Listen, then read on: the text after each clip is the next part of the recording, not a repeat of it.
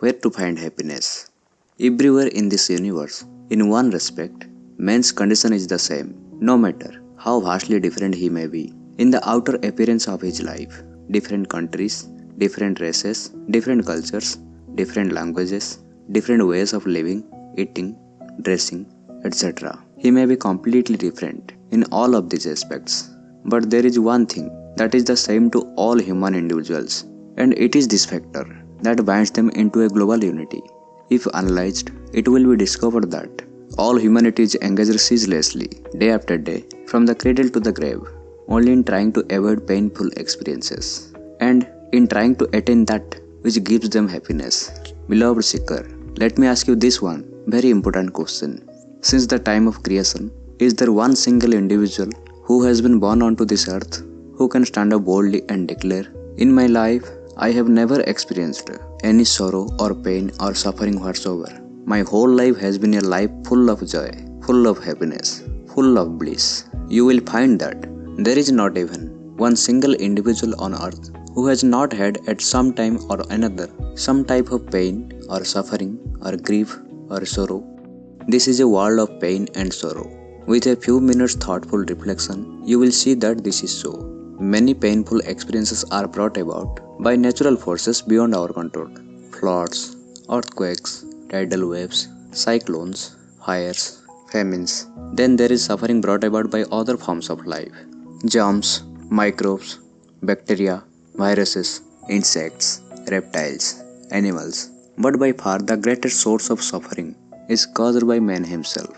It is suffering that is self-created, that arises within our own psychological self due to desire and attachment for worldly objects, love and hate, anger and passion, fear, worry, tension, anxiety, jealousy, envy, greed, frustration, disappointment, disillusionment, the sorrow of separation, bereavement, and all other varieties of restlessness of mind due to our multitude of desires. Everyone thinks happiness is to be found in objects and experiences. Everyone thinks, if I could only attain certain objects, if I could only possess them, if I could experience them, I will get happiness. In spite of countless disappointments and disillusionments, man never learns. There is not an iota of happiness in earthly objects. No object is perfect. They do not have in them the power or ability to give you lasting happiness or joy, because they are finite and they are imperfect. Otherwise, they must be able to give a homogeneous state of happiness to all beings, at all times, under all conditions. But what do you actually see? If you like milk, and you take a glass of full sweetened milk, flavored with spices, the first glass may give you satisfaction. And if you are pressed upon to take another glass, the second glass may give satisfaction. But it is the not same degree of happiness or pleasure as was the first glass. And if your stomach is already full, 2 glasses of milk, if you try to take a third glass of milk, it becomes unpleasant, it becomes undesirable. And if it is forced upon you, a fourth glass of milk produces nausea, and you will have to throw it up. Where then is real happiness? If milk had in it the power of giving happiness, it must be able to grant you this happiness at all times, under all conditions. It cannot change its nature. Such examples show that all experiences derived from the contact of senses with their respective sense objects ultimately are experiences that end in disappointment. Therefore, the great world teacher, Lord Krishna, had this very important insight to impart to us when he said, "O Arjuna, all these experiences brought about by the contact of one or other of the 5 senses with their respective sense objects. These experiences are ultimately the source of sorrow. There is no real happiness in these sense contacts and sense experiences. They are but mere momentary sensations, afterwards giving you pain." A wise person realizing the real nature of earthly objects, that they are impermanent, fleeting, empty of content, that they cannot give happiness, such a person never stoops to revealing these petty objects of this materialistic world. Yet lasting happiness must lie somewhere. Otherwise the Creator would not have put this inner urge within each human soul. Somewhere there must be a source of eternal and unchanging happiness, attaining which all desires become at once totally fulfilled.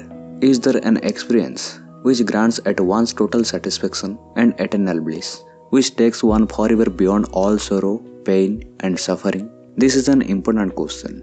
It was to the resolution of this riddle of life that the ancient sages and seers of India devoted their entire lives. Relentlessly, they pursued this quest until they ultimately achieved an experience of inexpressible joy that took them forever beyond all sorrow, pain, and suffering. These sages, being filled with universal love for all beings, did not want to keep this experience to themselves. Therefore, they declared to all, O mortals, striving and struggling upon this earth plane, weeping, wailing, buffeted by vicissitudes of life here, we have come upon a great discovery. There is something beyond these appearances, these vanishing names and forms that go to make up this universe. There is something beyond, which forms the very source and support of all these objects of phenomenal world. Why do you search in vain for happiness outside? Come, come, happiness resides within.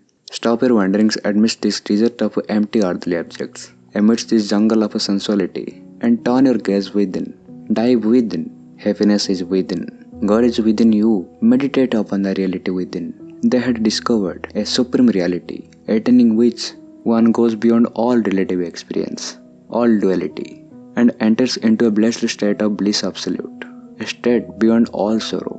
To attain that state in which even the heaviest sorrow is powerless to shake one is the birthright of each and every individual soul.